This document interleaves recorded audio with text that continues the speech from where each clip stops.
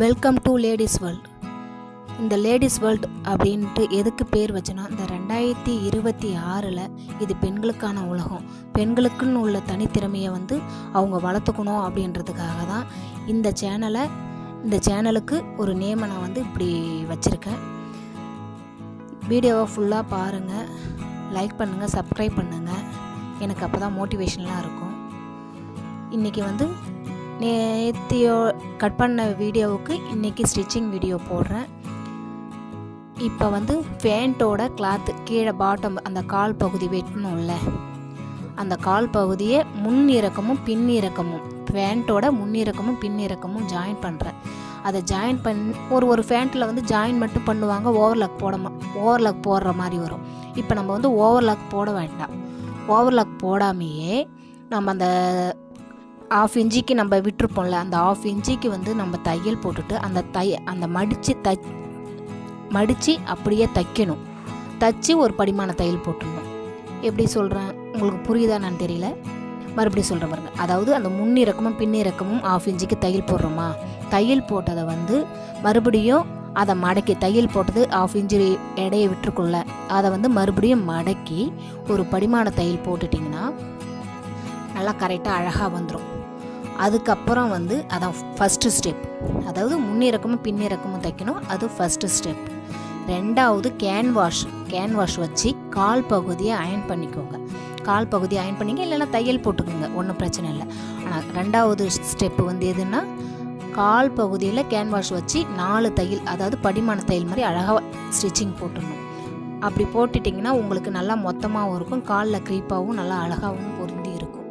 இப்போ ரெண்டாவது நம்ம கேன்வாஸ் வச்சு மடித்து தைச்சிட்டோமா, 3 இன்ச்சுக்கு மடித்து தைச்சிட்டோம். நெக்ஸ்ட்டு இப்போ அந்த கால் பகுதியை ஜாயின் பண்ணணும். கால் பகுதியை ஜாயின் பண்ணணும் எப்படின்னா, நம்மளுடைய காலுடைய சுற்றளவு பொதுவாகவே 4.5 to 5 அந்த அளவுக்கு பிடிச்சா போதும். மீதி நம்மளுடைய டைட்ஸ், அதாவது தொடை பகுதி இருக்குல்ல, அந்த இடம் நம்மளுக்கு எந்த அளவுக்கு இருக்குமோ நம்ம ஆள் பார்த்து அதை மெஷர்மெண்ட் பண்ணி நம்ம எக்ஸ்ட்ரா தையல் விட்டுனா பேண்ட்டோட அளவு கொஞ்சம் ஃப்ரீ சைஸாக இருக்கும். இப்போ அந்த கால் பகுதியை ஜாயின் பண்ணிக்கிறப்ப நான் எப்படி பண்ணுறேன் பாருங்கள். ஃபஸ்ட்டு ஸ்டெப்பு முன்னிறக்கமும் பின்னிறக்கமும் தைக்கிறோம். ரெண்டாவது கேன்வாஷ் வச்சு தைக்கிறோம்.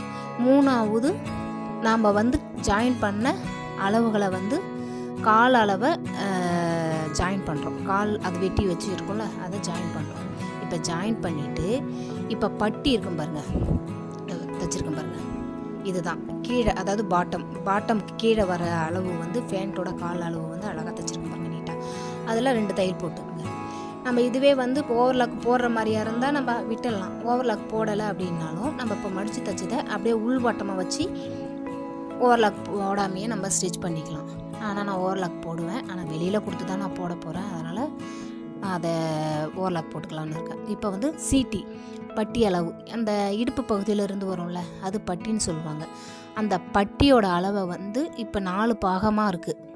ஏன்னா நம்ம ஒரு பார்ட்டாக போட்டு வெட்டி தைச்சிடும்ல, அதனால் இப்போ அது 4 பகுதியாக அங்கங்கே இருந்ததை விட்டை எடுத்து தான் இப்போ நான் இடுப்போட சுற்றளவு, அதாவது பட்டியோட அளவை தைச்சிருக்கேன். 4 பார்ட்டாக இருக்குது. அந்த 4 பார்ட்டையும் இப்போ ஜாயின் பண்ணிக்கிறேன். 1/2 இன்ச்சு தைச்சிட்டு இந்த பக்கமும் மடித்து படிமான தையல் போட்டுக்கிறேன். அப்போ தான் ஸ்டிச்சிங் பிரியாமல் இருக்கும். 2 தையல் போட்டுக்கோங்க, எல்லாத்துலேயுமே 2 தையல் போட்டுக்கோங்க.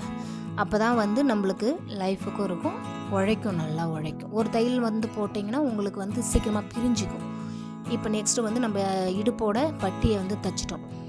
தைச்ச பிறகு எல்லாத்தையும் ஜாயின் பண்ண பிறகு நம்ம நாடா கோப்போம்ல, அந்த பகுதியை ஸ்டிச் பண்ணிக்கோங்க.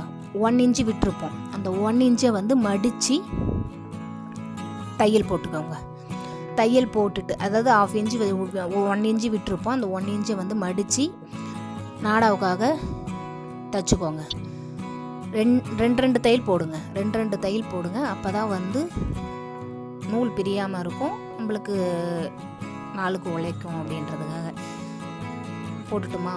இப்போ போட்டதுக்கப்புறம் கீழே நம்ம கால் பகுதி நம்ம தைச்சி வச்சுருப்போமா, இதையும் ஜாயின் பண்ணணும். நான் சுருக்கம், அதாவது அந்த முன் பகுதிக்கும் பின் பகுதிக்கும் சுருக்கம். இப்போ நான் சைடில் ஓப்பன், சுடிதார் டாப்பு ஓப்பன் இருக்கும்ல, அந்த சைடில் தான் நான் இப்போ சுருக்கம் வைக்க போகிறேன். ஃபேண்ட்டுக்கு வந்து அந்த டாப்போட அளவு இருக்கிற அந்த ஓப்பன் டைப்பு, அந்த பெல்ஸ் டைப்புன்னு சொல்லுவாங்க இந்த பேண்ட்டை, அந்த பக்கம் தான் சுருக்கம் வைக்க போகிறேன். அப்போ தான் வந்து கொஞ்சம் புஃப்னு நல்லா அழகாக இருக்கும் அப்படின்றதுக்காக நான் சைடில் வைக்கிறேன்.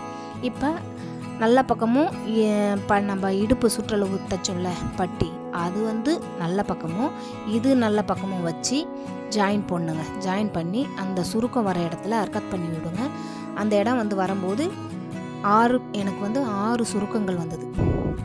அந்த 6 சுருக்கங்கள் வரும்போது நல்லா அழகாக பஃப்னு இருக்கும். அதனால் நான் 2 இடத்துல மட்டும்தான் சுருக்கம் வைக்கிறேன். அது எப்படின்னா அந்த சுடிதாரோட டாப்பு வர அந்த ஓப்பன் வரும்ல, அந்த இடத்துல தான் நான் வந்து பேண்ட்டுக்கு சுருக்கம் வைக்கிறேன். பர்ஃபெக்டாக நல்லா அழகாக இருக்கும். இங்கே பாருங்கள், இதுதான் பேண்ட். அழகாக தைச்சிட்டோம் பாருங்கள். இருக்கிறதுலே 5 ஸ்டெப்பு தான். அந்த 5 ஸ்டெப்பும் அழகாக நீங்கள் வந்து ஃபாலோ பண்ணிக்கிட்டீங்கனாலுமே கரெக்டாக இருக்கும். இப்போ வந்து நாடாவுக்கு என்ன பண்ணுறது அப்படின்னு நீங்கள் யோசிப்பீங்களே. இப்போ நம்ம சுற்றளவும் நம்ம தைச்சிட்டோம். இப்போ முன்னிறக்கம் பின்னிறக்கம்னு இருக்குல்ல. இப்போ முன்னிறக்கம் உங்களுக்கு எந்த இடத்துல வரும்னு தெரியும்ல. அந்த முன்னிறக்கம்